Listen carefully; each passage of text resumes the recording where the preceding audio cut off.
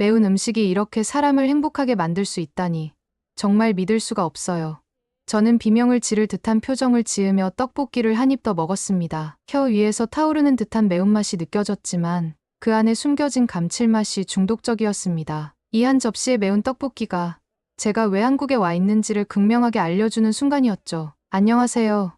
저는 올리버 브라운, BBC에서 음식 다큐멘터리를 제작하는 사람입니다. 15년 동안 전 세계를 돌아다니며 각 나라의 음식이 담고 있는 문화와 이야기를 전해왔습니다. 이탈리아의 포도밭에서 만든 신선한 와인부터 일본의 해안 마을에서 맛본 전통 초밥까지 음식은 단순한 식사가 아닌 하나의 예술이며 사람과 사람을 연결하는 언어라고 믿습니다. 그런데 최근 제 인생에서 가장 예상치 못한 열풍이 고국 영국을 휩쓸었습니다. 그것은 다름 아닌 한식이었죠. 한식을 중심으로 한식당이 런던에 속속들이 등장하는 것만으로도 놀라웠는데 그 열기를 뜨겁게 달군 주범은 바로 넷플릭스에서 방영된 요리 서바이벌 프로그램 흑백요리사 요리 계급 전쟁이었습니다. 영국인들은 이 프로그램에 완전히 빠져들었습니다. 맛의 세계에서 계급을 뛰어넘는 요리사들의 피 말리는 대결이란 상상만으로도 짜릿하잖아요. 그저 레시피와 비주얼로 포장된 요리가 아니라 오로지 맛 하나로 모든 것이 평가되는 이 대결은 영국 내 미식가들의 호기심을 자극했습니다. 그렇게 한식에 빠진 영국인들을 위해 그리고 저 자신을 위해서라도 한식의 진정한 매력을 직접 탐험해야 한다고 결심했습니다. 그래서 한국행 비행기에 몸을 실었고 여기 서울의 분주한 거리 한복판에 제가 서 있습니다. 저를 이곳까지 오게 한 흑백요리사, 그 프로그램이 얼마나 강렬한 인상을 남겼는지 이야기하지 않을 수 없군요. 잠깐 여러분 그거 아세요? 여러분의 구독, 좋아요, 알림 설정은 저에게 가장 큰 힘이 됩니다. 클릭 한 번으로 제게 큰 힘을 주시길 바라요. 흑백요리사 요리 계급 전쟁은 보통 요리 서바이벌 프로그램과는 달랐습니다. 맛의 최강자라고 불리는 제야의 고수 흑수저 셰프들이 대한민국 최고의 스타 셰프, 즉 백수저들과 맞붙는 대결이었죠.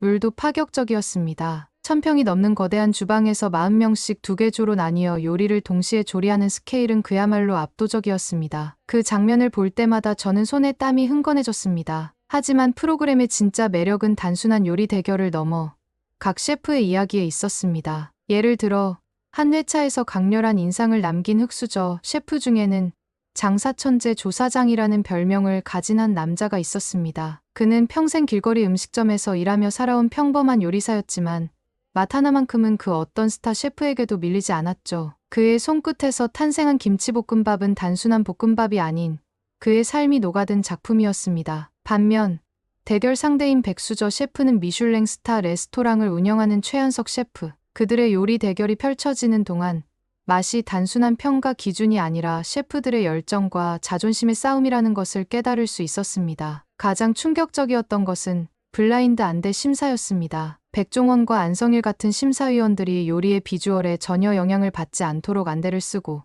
오로지 맛으로만 요리를 평가하는 장면은 시청자들에게 깊은 인상을 남겼습니다. 요리의 외형이나 셰프의 명성은 무시된 채 맛만으로 승부를 보는 공정한 대결이라니. 그들의 한 입 한 입에 따라 결과가 결정될 때마다 긴장감이 극에 달했습니다. 그리고 그 결과가 예상 바뀔 때마다 사람들은 열광했습니다. 바로 이 공정성 덕분에 흑백요리사는 단순한 예능이 아닌 요리에 담긴 진심과 실력을 가르는 진정한 전쟁으로 각인되었죠. 이제 제가 이 모든 것을 직접 경험하기 위해 이곳에 와 있습니다. 프로그램을 통해 한식을 접한 영국인들이 어째서 이토록 한식에 열광하게 되었는지를 제 눈과 혀로 확인하려고요. 이 길거리의 떡볶이부터 비빔밥, 고급 한정식에 이르기까지 한식의 깊이를 느끼며 그 매력을 다큐멘터리에 담을 계획입니다. 하지만 지금 당장 저는 떡볶이에 불타는 매운맛에 정신이 팔려 있습니다. 입안이 얼얼할 정도로 매운데도 이상하게도 자꾸만 한 입 더 먹고 싶어지는 이 묘한 중독성. 이게 바로 한식이 가진 마법이 아닐까요? 그러면서도 제 마음 한편에는 또 다른 설렘이 자리 잡고 있습니다. 이 여정을 통해 맛 이상의 무언가를 발견할 수 있을 것 같은 기분이 들거든요. 흑백요리사 속 요리사들이 온 힘을 다해 만들어낸 한 접시처럼 한식은 그 자체로 한국 사람들의 삶과 역사, 그리고 희망이 녹아있는 음식입니다. 저는 그것을 세상에 있는 모든 사람들과 나누고 싶습니다. 앞으로의 다큐멘터리 여정이 어떻게 펼쳐질지 기대해주세요. 이 매운 떡볶이 한 그릇으로 시작된 이야기가 얼마나 더 깊고 넓은 맛의 세계로 이어질지 저도 궁금합니다. 한국에 온 첫날부터 저는 마치 새로운 세상에 발을 들인 듯한 기분이었습니다. 그저 한 끼를 먹는 경험이 아니라 그 음식이 담고 있는 이야기와 사람들의 열정을 탐험하는 여정이었죠. 저는 한국의 음식 문화를 보다 생생하게 느끼기 위해 전통과 현대가 공존하는 서울의 여러 장소를 방문하기로 했습니다. 첫 번째 목적지는 서울의 명소, 광장시장이었습니다. 도심의 빌딩 숲 사이에 자리한 이 시장은 사람들로 붐비며 활기가 넘쳤고 공기는 각종 요리에서 나오는 매콤하고 짭조름한 향으로 가득했습니다. 저는 가장 먼저 유명한 떡볶이 가판대로 향했습니다. 커다란 철판 위에서 빨간 고추장 소스가 끓어오르며 떡과 어묵이 끓어넘치는 장면은 그야말로 압권이었습니다. 이게 바로 그 떡볶이군요. 젓가락으로 떡을 한 입 먹자마자 혀 위로 퍼지는 불같은 매운맛과 감칠맛에 저도 모르게 웃음이 터졌습니다. 하지만 여기서 끝이 아니었습니다. 순대 가판대에서는 따끈한 순대가 김을 모락모락 피어 올리며 손님들을 기다리고 있었습니다. 순대를 한 입 베어 물었을 때 바삭한 껍질과 쫀득한 속이 완벽한 조화를 이루며 입 안에 퍼졌습니다. 그 옆에서 저는 호떡을 먹어보라는 현지인의 추천을 받았습니다. 반죽을 납작하게 눌러 기름에 튀기고 그 안에 뜨거운 꿀이 녹아 흐르는 호떡은 또 다른 차원의 달콤함을 선사했습니다. 이 모든 음식들이 단순히 맛있기만 한 게 아니군요. 이곳에서 삶을 이어가는 사람들의 손길과 정성이 담겨 있어요. 라고 감탄했습니다. 그러던 중 광장시장에서 흥미로운 장면을 목격했습니다. 여러 외국인 관광객들이 한 가판대 앞에 길게 줄을 서 있었는데 그곳에서는 한국의 전통 과자 약과를 판매하고 있었습니다. 호기심이 생긴 저는 가판대에 다가가 약과 한 상자를 손에 들었습니다. 금빛으로 반짝이는 약과는 한눈에 보기에도 그 정성이 느껴졌습니다. 가판대 주인은 자부심 가득한 표정으로 약과에 대한 이야기를 들려주었습니다. 이게 우리나라 전통 과자인 약과예요. 꿀과 참기름, 밀가루를 사용해 만드는데 그 깊은 맛 덕분에 외국인들이 가장 좋아하는 기념품 1위로 뽑히곤 하죠. 약과를 한 입 베어 물었을 때 입안 가득 퍼지는 달콤한 꿀향이 저를 사로잡았습니다. 바삭하면서도 쫀득한 식감이 어우러져 마치 한국의 전통적인 맛이 제 혀끝에서 춤을 추는 것 같았습니다. 이건 단순히 달콤한 과자가 아니군요. 한 입 먹는 순간 한국의 전통과 정성이 느껴집니다. 주변을 둘러보니 약과를 맛본 외국인 관광객들도 감탄을 금치 못하는 모습이었습니다. 어떤 이들은 사진을 찍으며 이 달콤한 과자를 친구들에게 꼭 사다 줘야겠다라고 이야기하는 소리도 들렸습니다. 저 역시 약과 한 상자를 기념품으로 사야겠다는 생각이 들 정도였습니다. 다음은 전통 한식당이었습니다. 이곳에서 저는 한식을 대표하는 비빔밥을 맛볼 기회를 얻었습니다. 커다란 그릇에 밥과 각종 나물이 가지런히 놓여 있었고 그 위에 빛나는 계란 노른자와 매콤한 고추장이 얹혀 있었습니다. 이 모든 재료가 각각의 개성을 가지고 있는데 서로 어우러지면 어떤 맛을 낼지 정말 기대됩니다. 저는 숟가락으로 고추장과 재료들을 골고루 섞었습니다. 첫 숟가락을 입에 넣는 순간 각 재료가 어우러져 만들어내는 복합적인 맛에 깜짝 놀랐습니다. 고소한 참기름의 향, 신선한 나물의 식감, 그리고 고추장의 매운맛이 어우러져 마치 자연이 입 안에서 춤을 추는 듯한 느낌이었습니다. 그곳의 주방장과 대화를 나눌 기회도 있었습니다. 그는 고추장 한 스푼에도 세대를 이어온 전통과 자연에 대한 존중이 담겨 있다고 설명했습니다. 우리는 음식에 자연의 조화와 사람의 정성을 담습니다. 모든 재료가 균형을 이뤄야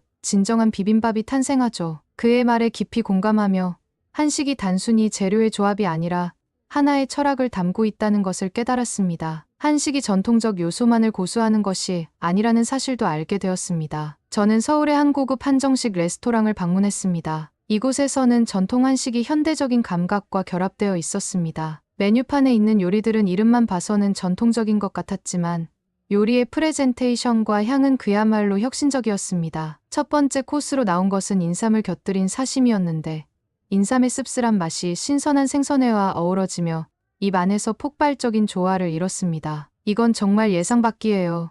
전통과 현대의 만남이 이렇게 맛있을 줄은 몰랐습니다. 이곳에서 가장 인상 깊었던 요리는 발효 된장으로 맛을 낸 스테이크였습니다. 서양 요리에서는 보통 버터나 크림 소스를 사용하지만 이곳에서는 깊고 진한 발효 된장을 사용해 육즙을 살려냈습니다. 그 독특한 풍미는 한국의 전통 발효 기술이 고급 요리로 재탄생하는 순간이었습니다. 저는 그 자리에서 셰프와 인터뷰를 했습니다. 그는 이렇게 말했습니다. 우리 음식은 전통에 뿌리를 두고 있지만 시대에 맞춰 계속 발전해야 합니다. 한식의 미래를 만들어가는 것이 저희의 임무입니다. 하지만 한국 음식 문화의 진짜 하이라이트는 무엇보다도 그 혁신적인 배달 시스템이었습니다. 제가 머무는 호텔에서 직접 배달 음식을 주문해 보기로 했습니다. 핸드폰 앱을 열고 여러 메뉴를 살펴보다가 짜장면과 탕수육을 주문했습니다. 설마 이게 정말 10분 만에 올 수 있을까요? 저는 반신반의하며 타이머를 시작했죠. 그 사이에 저는 흑백 요리사에서 본 장면들이 떠올랐습니다. 프로그램 속 셰프들은 1000평 규모의 거대한 주방에서 어마어마한 속도로 요리를 해냈는데 한국의 배달 문화 역시 마찬가지로 신속함이 생명인 것 같았습니다. 그러고는 정말 놀라운 일이 벌어졌습니다. 정확히 10분이 되자 문이 두드려졌고 배달원이 짜장면과 탕수육을 들고 있었습니다. 음식을 받아드는 순간 저도 모르게 와, 이건 말도 안 돼요 라고 외쳤습니다. 음식은 여전히 따뜻했고 짜장 소스의 향이 진하게 풍겨왔습니다. 짜장면 한 입을 먹는 순간 쫄깃한 면발과 진한 소스가 입 안에 퍼지며 최고의 한식을 체험하고 있다는 확신이 들었습니다. 탕수육은 바삭함을 잃지 않은 채 소스와 함께 완벽하게 조화를 이루었습니다. 이렇게 빠르고도 맛있게 음식을 제공하는 시스템이라니 정말 한국은 기술과 음식의 조화가 대단하군요. 배달 음식을 맛보는 것만으로는 충분하지 않았습니다. 저는 이 배달 문화를 운영하는 업체의 담당자와 대화를 나눌 기회를 가졌습니다. 그는 한국의 배달 문화가 어떻게 발전했는지를 설명하며 우리에게 배달은 단순한 서비스가 아니라 일상 속의 행복을 제공하는 것입니다. 시간과 효율을 중요시하면서도 음식의 맛과 품질을 포기할 수는 없죠. 라고 했습니다. 그의 말 속에서 한국 사람들의 열정과 철저함이 느껴졌습니다. 한국에서 여정이 한창이었고 저는 매일 새로운 맛과 문화를 경험하며 깊은 감동을 느꼈습니다. 그런데 모든 것이 완벽하게 아름답기만 했던 것은 아니었습니다. 한국에서 음식 문화의 놀라움에 빠져들던 중 예기치 못한 오해와 난관이 저를 시험하기도 했습니다. 하지만 그것이야말로 제가 이 나라의 진짜 매력을 깨닫게 된 순간들이었습니다. 서울 중심가에서 고급 한정식 레스토랑을 방문한 후 저는 그 경험이 너무 강렬해서 입맛의 기준이 한층 높아진 상태였습니다. 다음 날 저는 좀 더 캐주얼한 식당에서 간단히 점심을 먹기로 했죠. 친구가 추천해준 한 식당에 들어섰을 때 내부 인테리어는 전통과 현대가 어우러진 깔끔한 분위기였고 한국인 가족과 외국인 관광객들로 북적였습니다. 여기서 김치찌개와 불고기를 꼭 먹어보세요. 아주 맛있답니다. 라는 추천을 받고 저는 주저없이 주문했습니다. 김치찌개가 뜨거운 뚝배기에서 팔팔 끓으며 나왔고 불고기는 고소한 향을 풍기며 제 앞에 놓였습니다. 그런데 첫 숟가락을 떠서 입에 넣었을 때 저는 깜짝 놀랐습니다. 뭔가 이상한데 김치찌개의 맛이 생각보다 짜고 불고기는 기대했던 달콤함이 아닌 쓴맛이 강했습니다. 저는 속으로 내가 이제 너무 까다로워진 건가 생각하면서도 맛의 차이에 크게 실망했습니다. 처음으로 한식에 대한 좋은 인상이 흐려지려는 순간이었습니다. 그때 옆자리에서 한 한국인 여성이 제 표정을 보고 말을 걸어왔습니다. 혹시 맛이 좀 이상한가요? 저는 순간 당황했지만 고개를 끄덕였습니다. 그러자 그녀는 웃으며 아, 그럴 수 있어요. 이 가게는 오늘 아침에 실수로 소금 양념을 잘못 맞췄다고 하더라고요. 저도 조금 짜서 놀랐어요. 평소에는 정말 맛있는데 말이죠. 그녀의 친절한 설명을 듣고 나니 오해가 풀리는 것 같았습니다. 그제야 저는 마음이 풀어졌고 그렇군요. 제가 너무 까다롭게 굴었나 봐요. 라며 웃으며 대답했습니다. 이 작은 해프닝은 어쩌면 아무것도 아닌 일이었을지도 모르지만 이 여성의 따뜻한 태도 덕분에 저는 한국 사람들의 친절함을 다시 한번 깨달았습니다. 그날 오후 저는 한식이 얼마나 다양한 형태로 변주될 수 있는지를 보여주는 또 다른 경험을 하게 되었습니다. 서울의 한 유명 퓨전 레스토랑에서 식사를 예약해 두었기 때문입니다. 이곳은 한국의 전통 재료를 기반으로 한 서양식 요리를 선보이는 곳으로 해외 미식 잡지에도 여러 번 소개된 바 있었습니다. 제 앞에 첫 번째 요리로 나온 것은 고추장으로 맛을 낸 해산물 라비올리였습니다. 이게 한국식 해산물 라비올리라고요? 저는 놀라움을 감추지 못하며 한입 베어 물었습니다. 고추장의 매콤함과 해산물의 신선함이 입 안에서 폭발하는 그 순간 저는 한식이 얼마나 유연하고 창의적일 수 있는지를 다시 깨달았습니다. 하지만 바로 그 순간 또 다른 사건이 벌어졌습니다. 제 맞은편 테이블에 앉아있던 외국인 관광객이 갑자기 손을 들어 웨이터를 불렀습니다. 이 소스가 너무 이상해요.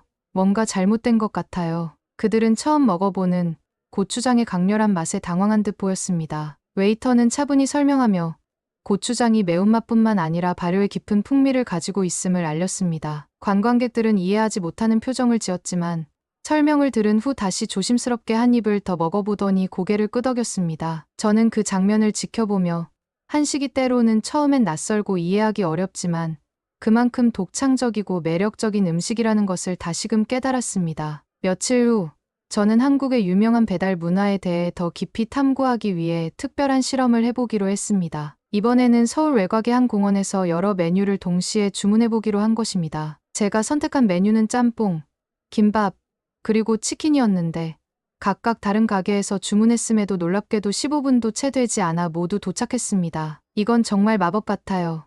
저는 감탄하며 뜨거운 짬뽕 국물을 마셨습니다. 하지만 여기서 또 하나의 예상치 못한 사건이 벌어졌습니다. 치킨을 받으려던 순간 배달원과 저 사이에 의사소통 문제가 발생했습니다. 배달원이 도착하기 5분 전에 전화로 위치를 설명했지만 제 발음이 서툴렀던 탓에 그는 다른 출입구로 가 버린 것입니다. 결국 우리는 서로 엇갈려 한참을 헤맨 후에야 다시 만났습니다. 배달원은 땀을 흘리며 죄송하다고 사과했고 저는 오히려 그가 고생한 것이 미안해 괜찮습니다. 제가 잘못 설명한 것 같아요. 라고 말했습니다. 그러자 그는 활짝 웃으며 괜찮아요. 한국에서 배달은 언제나 도전이죠. 라며 웃음을 터뜨렸습니다. 이 해프닝은 제가 한국의 배달 문화가 얼마나 빠르고 효율적인 동시에 배달원들이 얼마나 부지런히 노력하는지를 직접 느끼게 한 순간이었습니다. 그런 긴박한 상황에서도 유머를 잃지 않는 배달원의 태도는 제게 깊은 인상을 남겼고 또 한 번 한국 사람들의 따뜻함을 느끼게 해주었습니다. 이렇게 예상치 못한 오해와 실수들을 겪으면서 저는 한식을 경험하는 것이 단순히 맛을 느끼는 것에 그치지 않는다는 사실을 깨달았습니다. 때로는 매운맛에 당황하기도 하고 소통의 어려움을 겪기도 하지만 결국 그 모든 순간이 쌓여 한국이라는 나라를 더 깊이 이해하게 만드는 퍼즐 조각들이었죠. 제가 한국에 온 진짜 이유는 단순히 맛있는 음식을 먹기 위함이 아니라 그 음식이 담고 있는 사람들의 이야기와 그 문화의 뿌리를 이해하기 위해서였다는 것을 다시금 깨달았습니다. 이제 제 여정은 점점 절정을 향해 가고 있었습니다. 그리고 저는 다음 목적지에서 또 어떤 경험이 기다리고 있을지 설렘 반, 긴장 반으로 가슴이 뛰었습니다. 한국에서의 여정이 막바지에 다다랐을 때 저는 제 머릿속에서 끊임없이 울려 퍼지는 질문에 집중할 수밖에 없었습니다. 왜 한식이 이렇게도 강렬한 인상을 남기는 걸까? 맛있는 음식을 경험하는 것은 물론 사람들과 나눈 따뜻한 대화와 예상치 못한 해프닝까지 모든 것이 한데 어우러져 제 다큐멘터리를 완성할 퍼즐 조각이 되고 있었습니다.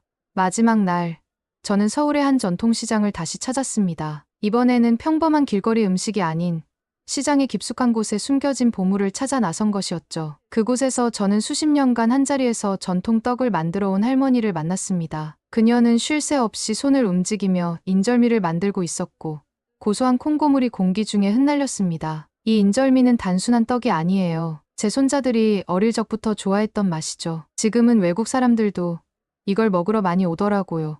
라며 그녀는 자랑스럽게 미소 지었습니다. 그녀가 만들어준 따뜻한 인절미 한 조각을 먹자 쫀득한 떡의 식감과 고소한 콩고물이 입 안에서 녹아내렸습니다. 그 순간 저는 깨달았습니다. 한식의 매력은 단순히 화려한 요리 기술이나 고급 재료에 있지 않았습니다. 그것은 바로 음식을 만드는 사람들의 손길과 그들이 살아온 이야기에 있었습니다. 이 떡이 제 손자들의 웃음을 위해 만들어졌던 것처럼 음식은 사람을 행복하게 만들기 위한 것이군요. 라고 말하자 할머니는 웃으며 고개를 끄덕였습니다. 그날의 경험은 제게 한식이 단순한 미식의 영역을 넘어 사람과 사람을 이어주는 따뜻한 연결고리라는 것을 다시 한번 깨닫게 했습니다. 그날 밤, 저는 남산타워에 올라 서울의 야경을 바라보았습니다. 수많은 불빛들이 마치 도시 전체가 하나의 거대한 생명체처럼 살아 움직이고 있는 듯했습니다. 한국의 전통과 현대가 공존하는 이 도시는 제가 경험한 모든 맛과 이야기를 품고 있었습니다. 이 도시가 어떻게 이렇게 아름답게 성장할 수 있었는지 이제야 조금은 알 것 같군요.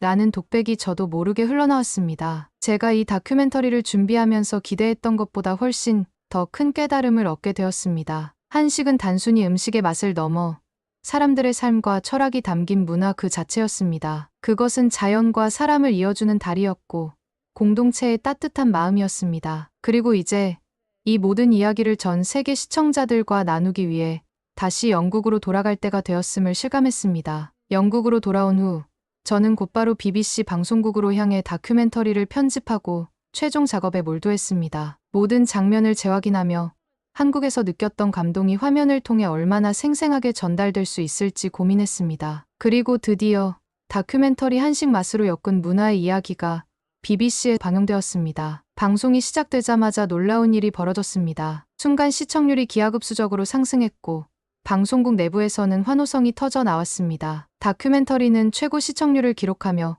대성공을 거두었습니다. 특히 광장시장의 떡볶이를 처음 먹었을 때의 놀람과 감탄, 약과의 달콤함에 빠진 순간, 그리고 남산타워에서 서울의 야경을 보며 한식의 의미를 되새겼던 장면은 시청자들에게 깊은 인상을 남겼습니다. 영국의 여러 매체는 이 다큐멘터리에 대해 극찬을 쏟아냈고 올리버 브라운이 한국 음식을 통해 문화의 진정한 의미를 전했다는 평가가 이어졌습니다. SNS에는 한식에 대한 폭발적인 반응이 이어졌습니다. 김치와 불고기를 꼭 먹어봐야겠다.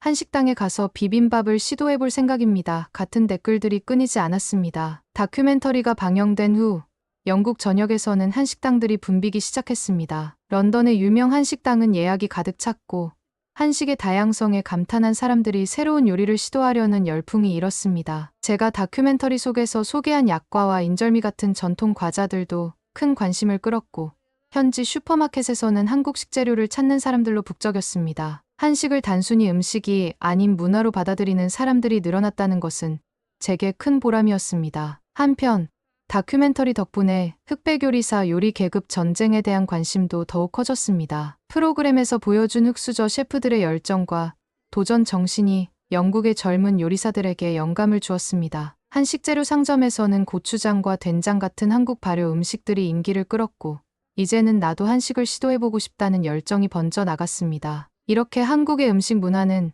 예상치 못한 방식으로 전 세계 사람들을 매료시키며 끝없이 확산되고 있었습니다. 저는 이 모든 반응을 지켜보며 한식을 통해 세계가 하나로 연결될 수 있음을 확신하게 되었습니다. 그리고 이 여정을 가능하게 해준 한국 사람들, 그들이 만들어준 한 그릇 한 그릇의 음식에 깊은 감사의 마음을 느꼈습니다. 남산타워에서의 그 야경처럼 한식은 빛나는 이야기들이 모여서 하나의 커다란 문화적 불빛을 만들어내는 것이었습니다. 마지막으로 다큐멘터리를 마무리하며 시청자들에게 이렇게 말했습니다. 한국 음식은 단순히 맛있는 요리를 넘어 사람의 삶과 정성, 자연과의 연결을 담고 있습니다. 여러분도 한식의 마법을 경험해 보시길 바랍니다. 이 말이 끝나자마자 박수가 터져 나왔고 저는 미소를 지으며 깊은 감사의 마음으로 고개를 숙였습니다. 그 순간 이 모든 여정이 가치 있었다는 걸 확신할 수 있었습니다. 오늘의 이야기는 여기까지입니다. 오늘의 사연이 마음에 드셨다면 구독, 좋아요 부탁드리겠습니다. 소중한 시간 긴 이야기 끝까지 들어주셔서